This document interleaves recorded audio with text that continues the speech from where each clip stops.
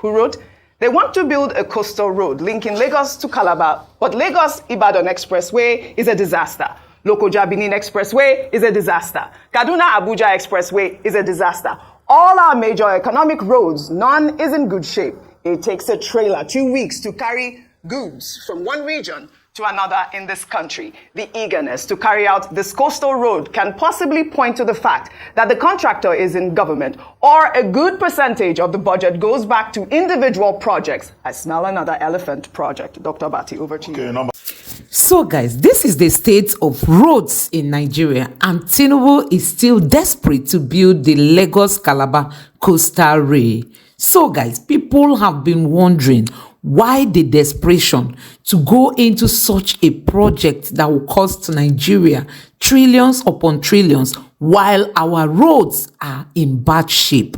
This is one of the roads leading from the east coming to Lagos. Nigerians, take a look at this.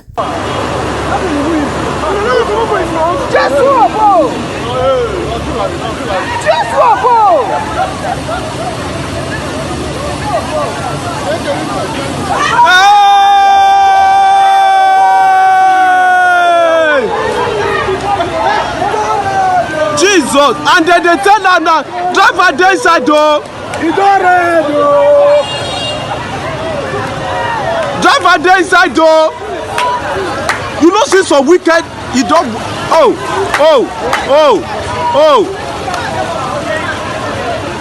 And they tell say Mark no go pass this thing.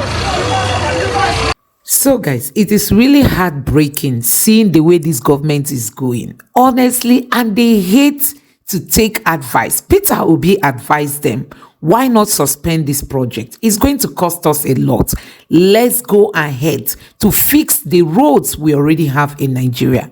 That there are so many bad roads in Nigeria, an uncompleted project.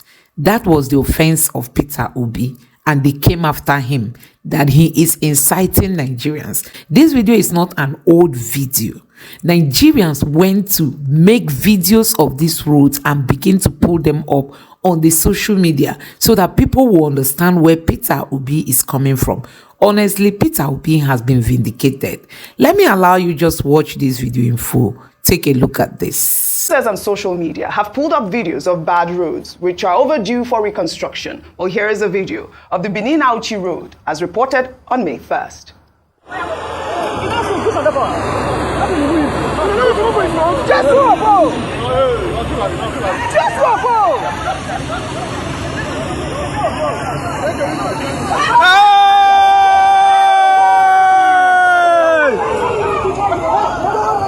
Jesus, and then they tell her now, driver dey inside though. Driver dey inside though. You know, see some wicked, he don't. And they tell say Mark no go pass this thing.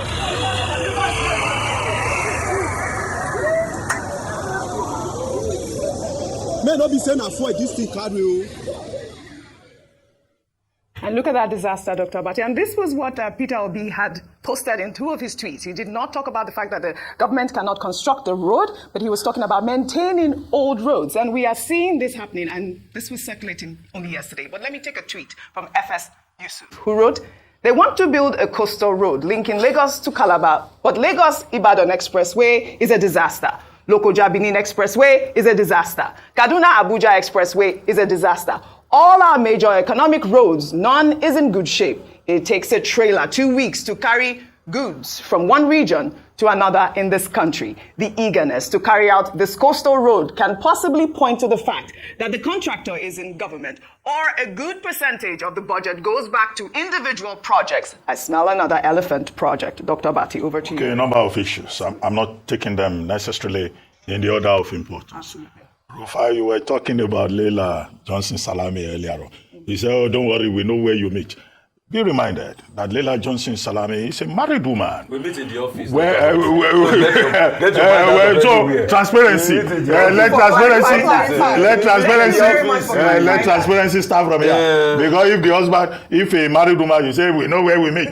No, please. You're a young man. I don't want you to get into trouble. but that's on the lighter side. But I like the composure of Leila Johnson Salame. The minister tried to rattle her, but she stayed on point and she asked a question. The significance of what she was asking for was transparency and accountability.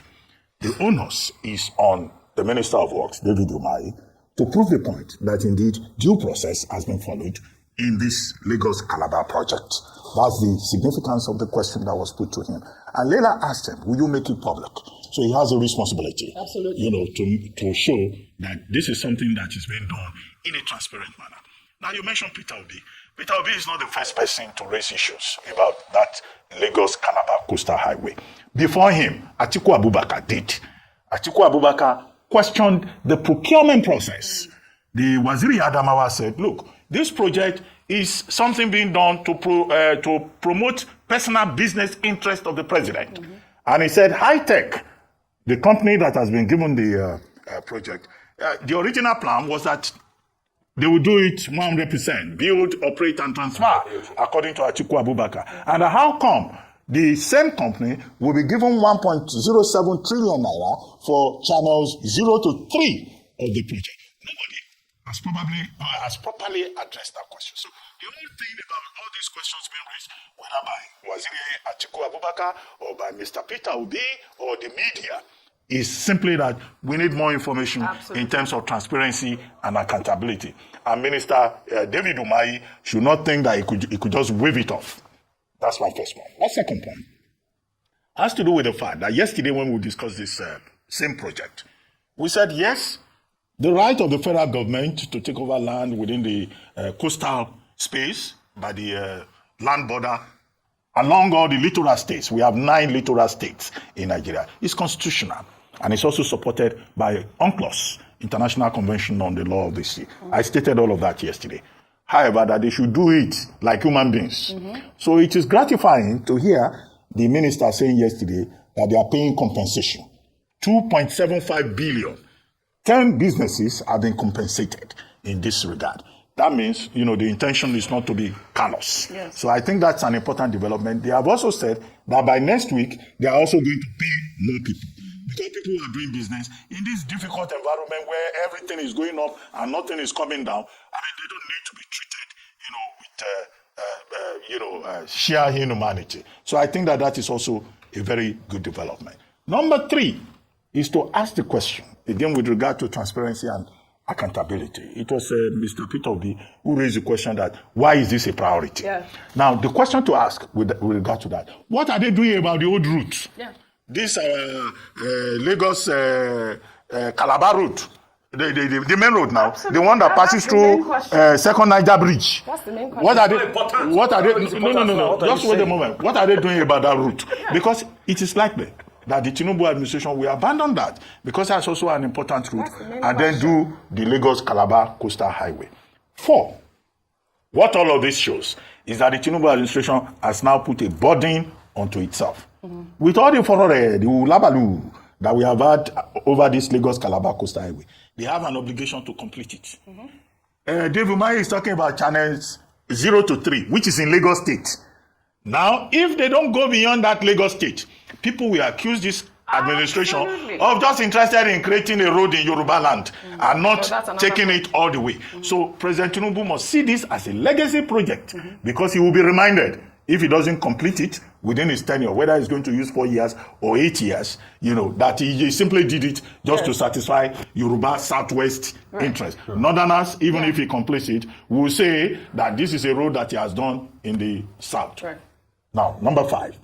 Now, you pointed out the example of Benin Auchi route. Yes. There are so many other routes. That's why I read that tweet. There is the east-west route in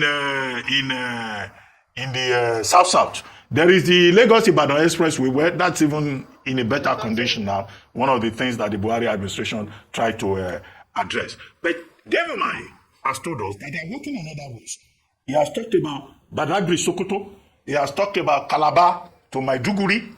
Now, we hope that attention will be paid to all of these other roads. But these roads that you showed us this morning, it's a statement on the Buhari administration, the maladministration that Nigerians had to endure for 8 years. So much money was spent under President Buhari on roads. Where are those roads? Those are the So, questions. President Tinubu has said he's not here to complain. Yeah. He knows he has inherited problems. Can he solve those problems? Yes. And can we have evidence Yes. that he's working at those problems in a fair and just manner? Yeah. In a manner that all Nigerians will feel that this is a well-meaning government, not a Yoruba government that will only do channel 0 to 3 in Lagos. You know, I like that that point that you just raised, and I also like the fact that you pointed out it is not only Peter Obi that has questioned this road, even Atiku Abubakar has, but David Umahi yesterday felt the need to respond to only Peter Obi and the claim of inciting the Southeast, and that rhetoric must stop. We'll take another story. Well, in Lagos State, the Commissioner for Environment and Water Resources, Tokunbo Wahab, on Wednesday revealed that the government has uncovered 86 rooms under the Dolphin Estate Bridge in Ikoyi, where tenants were paying an annual rent of 250,000 naira. Wahab posted videos showing officials of the commission demolishing the rooms, which has sparked a debate online over the high cost of living in Lagos, with many questioning the logic behind paying such a high price for living under a bridge. Let's take a look. Now here you live, madam. When have you been living here? Since last year. Now here you born this your baby.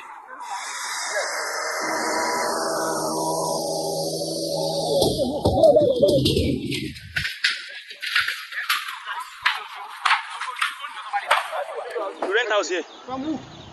From Opo. From Opo. How much are you paying? 150. For what? For a roof. For a roof. For a year or for how many months? Yeah, for a year. I'm not sure you might be catching. You are living here? Are you living here? Yes. What are you doing here? I stay here. This is only weekend I go. I don't hear the sound. So is it the place you are supposed to live? This is why I hide myself. I do not even rent house. You know, this container that is here. It's embarrassment. It's not an embarrassment. I have my house that I built myself. Where are you going?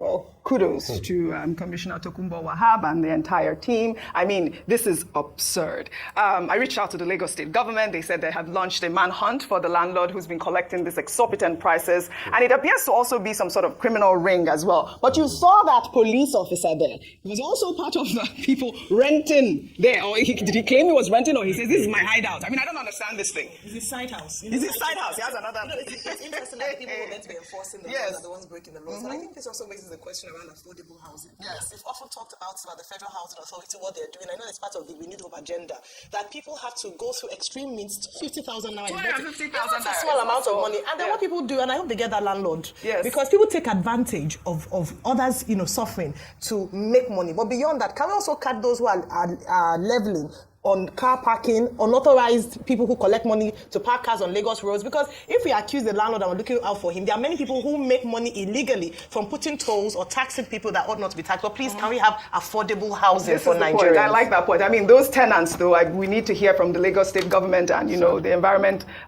Department to find out what happened to them. I hope that they are fine, or whatever it is, if they are actually not culpable in the crime. Dr. Abati, we only have 30 seconds. Well, I mean, this is just a reflection of the crisis that we face. Yesterday was just Nigerian Workers' Day. Yes. Some of those people living under the bridge, they probably will dress up from there and go to work. The plight of the average Nigerian. It also shows how people are lawless in this country. Absolutely. The kind of audacity that people have. Somebody will just go and take public space and convert it into sheds, and he will be collecting rent. The stakeholders meeting organized by the Ministry of Works to compensate property owners affected by the controversial Lagos-Calabar Coastal Road project took a dramatic turn on Wednesday after the Minister of Works, David Umahi, accused property owners of playing politics. The minister also accused the presidential candidate of the Labour Party, Peter Obi, who has been quite vocal about the project, of inciting the people of the Southeast, who, according to him, are not well informed about the project, against the federal government. Let's take a look. I just believe that my brother Landmark is simply playing politics with, politicians. Because there is nothing to claim. It brings me to some of the comments made by my brother, His Excellency Peter Obi. I'm not supposed to comment about it because some people have already done the work, and I saw what Arise brought, the Courtesy channel, and they were bringing, similar scenario when His Excellency Peter Obi was governor, and he made a statement. He said, any infrastructure that stands on the way of road construction must go. And there will be no compensation paid. Quote and unquote. That's what he said. But look at me. By the human face of Renewed Hope Agenda administration, we are even paying for people that are illegally staying on the coastline and do not even have, valid infrastructure and valid documents. That is messy. That is messy. Some people darken counsel without knowledge. There is devil in details. When you bring judgment, when you condemn people, you bring judgment upon yourself. And that's what he has done. And I think he's inciting some of the Southeast people that are not well informed. He's inciting them, and he gets them into trouble, and he doesn't go to fight for them. Wisdom is a defense. We know money is a defense. But wisdom gives life to those that practice it. And I want our people to have wisdom because I'm involved. All right, Dave Umahi here. He made a lot of statements yesterday that were, I believe, quite inflammatory because, some people were saying, who made him the mouthpiece of the Igbo people? And he's talking about the fact that, Peter Obi is inciting the Southeast people. I don't know where that is coming from because I believe he was referring to the video that we played yesterday where, Peter Obi had talked about reconstructing the roads. But, in Anambra State when he was governor, Peter Obi has responded. Well, in his response, Peter Obi, in a series of tweets, clarified the video in circulation, stating that during his tenure as governor of Anambra State, he made it abundantly clear that all structures obstructing existing roads and lacking approval will be removed, and that his actions were aimed at prioritizing the repair and maintenance of existing infrastructure to safeguard the livelihoods of Nigerians and to ensure the efficient use of resources. He also addressed the comparisons and Umahi's accusation.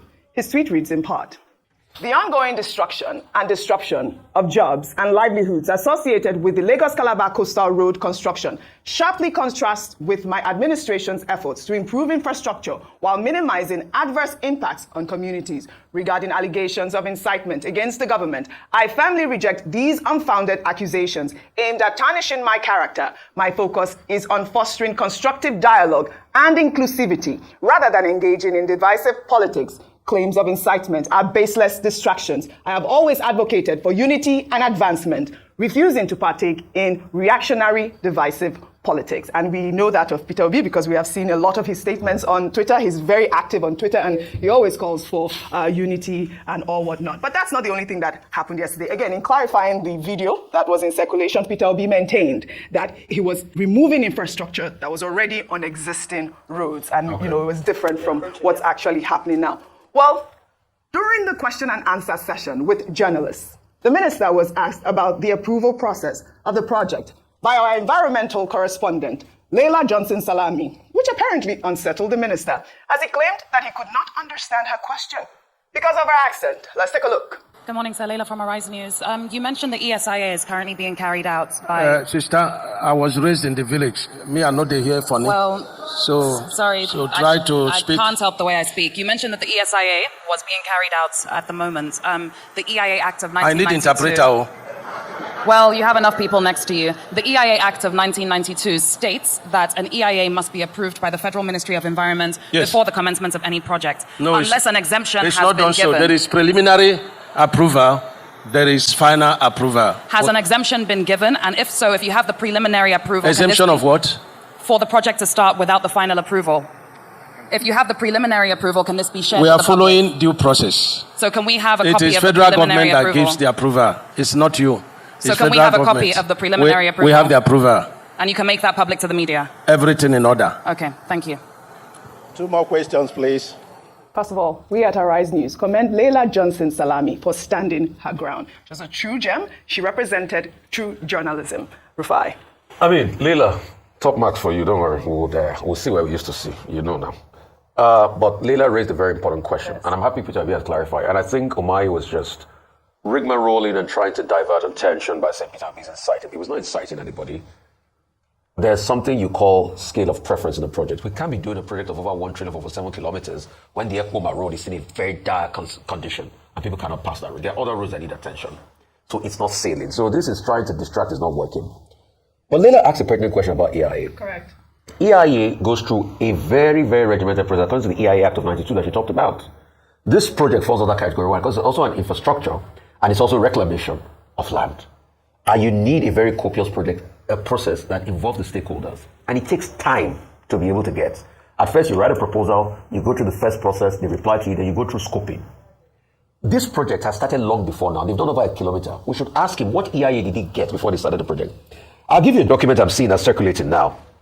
That the Lagos-Calabar Coastal Highway Project Phase 1, blah, blah, blah, Madu Bello and all of that, invitation letter for scoping workshop of the ESIA and RAP studies was just done on the 20th of April. You can't be doing scoping on the 20th of April and by 1st of May you're already demolishing this property. Because those stakeholders are not carried along. You know, this EIA, you also need to advertise it. There's a 21-day working day threshold and a couple of other thresholds you need to be able to take. That's why a lot of people are asking, what's the plan? Look at this something you have shown. The environmental impact assessment, do you know that there are pipes underground that go through all of this? There are sewage pipes, there are many other pipes. What was done as regards all of this? Even the water body, what was done as regards the environmental impact assessment? And that's why Leila asked a very pertinent question. We should also ask him this morning. Did he follow the due process of EIA? I'm not saying EIA that afterwards some people will flip out a document that they got from somewhere. Did he follow the due process of EIA? What was the advertisement with the stakeholders and all of that? Because that stakeholders forum was already to pay compensation. That means there was a completion of EIA. When was it completed? If the scope was just announced, we're seeing the document that says, the 20th of April. All right. So we're going to ask for the EIA. Absolutely. And ask the empirical questions. I think so, because, he did say that he will provide documents, so we are waiting. But I'd like your analysis on that interaction between Leila Johnson-Salami and the Minister of Works. Well, thank you very much, Leila. First of all, I wanted to applaud such excellent journalism on show. The fact that, despite the fact that the minister tried to rattle her intermediate technique, when she said to ask questions, because he's a minister of works and he served as governor, so he must have interacted with people from different nationalities, with different accents and different manner of speaking, and he's able to understand them. And so initially, because the first statement she made was about the EIA, and then he then went on to distract or digress from the main point, and she stayed on focus. I want to say that. But I think it also points to the fact that journalists have a duty to hold government officials to account. Oftentimes it's said that we have the laws in place. Yes. It's just that except it's investigated or searched out, things are done with impunity in many instances where due process is not followed. I'm not saying this is the case in this instance, but I'm saying that the reason why these questions must be asked and asked intently is that a number of times people get away with things because nobody checks or no one questions. Right. And unfortunately, we have a system where leaders, older people, government officials don't want to be questioned. It's almost like, who are you to question me? Who are you to ask? He asked, he said... So guys, you have seen it for yourself that this politician, they don't mean well for Nigerians. They don't. All they know is to embark on projects that will allow them steal the much they can, take the much they can, mess it up, waste it, and use it the way they want. That is just what they are desperate for. So Tinubu awarded this Calabar-Lagos Coastal Highway to a company that allegedly said to be either belong to him or he is a strong stakeholder in. And Nigerians are wondering that why the desperation to continue in this project, despite, the outcry by Nigerians to suspend this project. Peter Obi told them, leave this project so that you don't start it and you don't complete it when we already have so many uncompleted projects scattered across Nigeria. And they came after Peter Obi, that Peter Obi is inciting the Igbos against Tinubu and all that. So guys, you have seen it for yourself. Let the truth always be spoken. Let me know what you think about it in the comment section below. Please don't forget to subscribe to the channel and turn on the notification bell. Thank you.